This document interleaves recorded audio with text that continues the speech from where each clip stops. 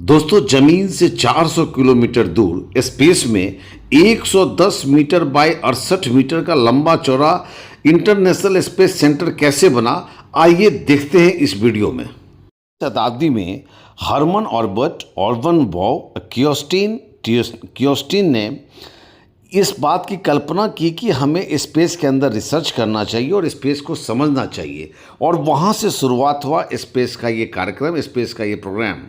71 में सैल्यूट 1 नाम का national space centre Soviet union के द्वारा छोड़ा गया।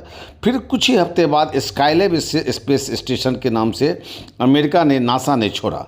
ये अभियान इतना महंगा था कि 1993 में अमेरिका ने इसको रोक दिया और 11 कंट्री का एक साथ जोड़ के उसके बाद इस स्पेस प्रोग्राम को नासा ने आगे बढ़ाया।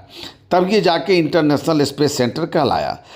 इसमें एक स्पेस सेंटर में बहुत बड़ा हिस्सा है, इसको अलग अलग मॉड्यूल करके जोड़ा गया, और वो मॉड्यूल सबसे पहले रसिया ने 20 नवंबर को जायरा के नाम से एक मॉड्यूल छोड़ा। उसके 2 हफ्ते बाद अमेरिका ने सेकेंड मॉड्यूल यूनिटी के नाम से नासा ने छोड़ा, और दोनों मॉड्यूल में ना प्रोपेलर लगे होते हैं। वो प्रोपेलर जो है एक दूसरे से डॉकिंग पोर्ट्स के थ्रू अटैच होते हैं, जिसमें प्रेशर मैटिंग एडेप्टर लगा होता है, और प्रेशर मैटिंग एडेप्टर का कार्य होता है कि किसी भी तरह के लीकेज को रोके। उसके बाद क्या था, 11 कंट्री ने स्पेस सेंटर प्रोग्राम में अपना हिस्सा निभाया, जिसमें अमेरिका ने डेस्टिनी के नाम से मॉड्यूल छोड़ा, जापान ने KLBO के नाम से छोड़ा, यूरोपियन स्पेस एजेंसी ने कोलंबस के नाम से छोड़ा, स्पेस एजेंसी कनाडा ने कनाडा आर्म्स के नाम से किया, रसिया ने पॉयस के नाम से किया, रोबोट का एक डेक्सर आर्म बनाया गया कनाडा के द्वारा, और सोलर पावर, थर्मल पावर सब उसके अंदर अलग अलग मॉड्यूल में फिक्स थे। टोटल खर्चा इस स्पेस सेंटर को बनाने का $150 बिलियन लगा, जिसमें अमेरिका ने $58 दिए, रसिया ने $12 बिलियन दिए, जापान, कनाडा, यूरोपियन एजेंसी ने $12 बिलियन दिए, और एक दिन का खर्चा जो स्पेस के अंदर एस्ट्रोनॉट रहते हैं उनका $7.5 मिलियन के करीब आता है। दोस्तों, आपकी जानकारी के लिए इसको बनाने में 36 शटल फ्लाइट, मतलब 36 बार अलग अलग इक्विपमेंट लेके शटल फ्लाइट मॉड्यूल लेके गया, और वो अटैच करते गया एक दूसरे से, जिसमें पहला सीओज रॉकेट इस्तेमाल किया गया। और जब से स्पेस एक्स आया तो वो नासा के सारे पेलोड को और एस्ट्रोनॉट को स्पेस में ले जाने का काम करता था। आपको मालूम है कि इसका वजन कितना? इसका वजन होता है 4.5 लाख किलोग्राम, और इसकी स्पीड जो होती है वो 7.5 किलोमीटर पर सेकेंड है।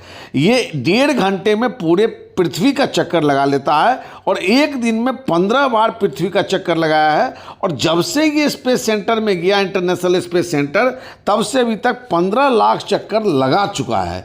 आपको जानकर आश्चर्य होगा वहाँ ये क्या एक्सपेरिमेंट करते हैं। वहाँ वो जीरो ग्रेविटी पर एक्सपेरिमेंट करते हैं। आपको आज तक हमने पढ़ा होगा सॉलिड, लिक्विड, गैस। हम ये नहीं जानते थे कि बोस आइंस्टीन कैंडिडेट भी होता है, और प्लाज्मा भी एक तरह का ये मेटल का रूप है, फॉर्मेट है। जो हम लोग सॉलिड, लिक्विड, गैस पढ़ते थे, उसके साथ ये प्लाज्मा भी ऐड हुआ है। कॉस्मिक रेडिएशन से कैसे मनुष्य को बचाया जाए, जब मनुष्य कॉस्मिक रेडिएशन से बचेगा तभी जाके वहाँ रह पाएगा। किस तरीके से कि वहाँ पर प्लांट को उगाया जाए, जैसे वहाँ पर स्पेस में के अंदर मस्टर्ड प्लांट वगैरह भी उगाने का एक कोशिश किया गया।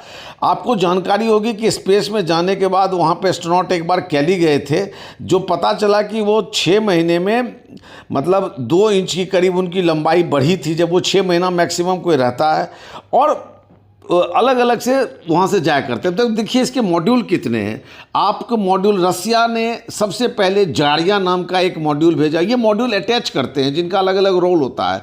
पूरा इलेक्ट्रिक सप्लाई देने का काम जारिया का है। फिर अमेरिका ने यूनिटी के नाम से भेजा, जो अमेरिकन सैटेलाइट सेंटर और रशियन सैटेलाइट सेंटर को जोड़ता है।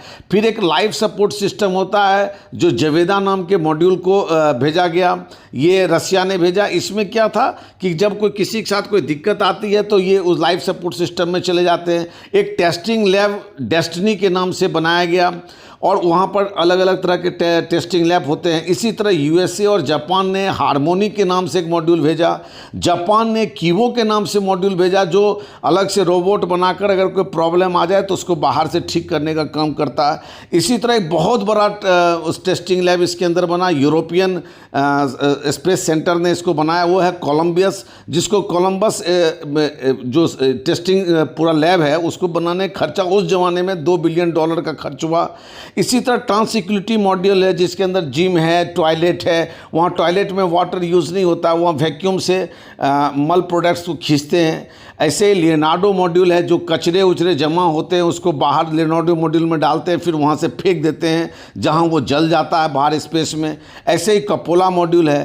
पूरे स्पेस सेंटर का एक तरीके से अलग मॉड्यूल होता है और सब आपस में एक दूसरे से अटैच होते हैं।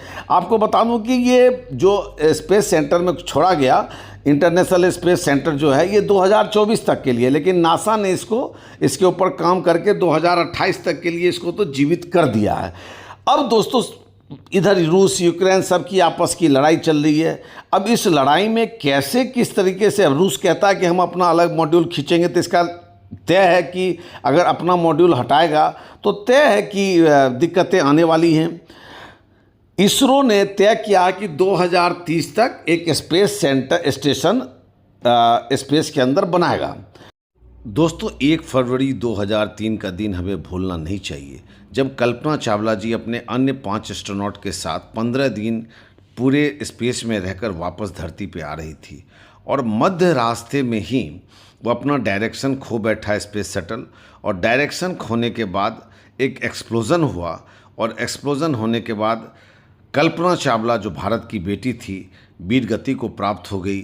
एक ऐसी एस्ट्रोनॉट जो उभरती साइंटिस्ट थी, वो स्पेस के अंदर ही डायरेक्शन खो जाने की वजह से उनका शटल ब्लास्ट हो गया और राष्ट्र को एक बहुत बड़ा क्षति पहुंचा। आज का लेख मैं उन्हें डेडिकेटेड करता हूं, उन्हीं के चरणों में समर्पित करता हूं। जय हिंद।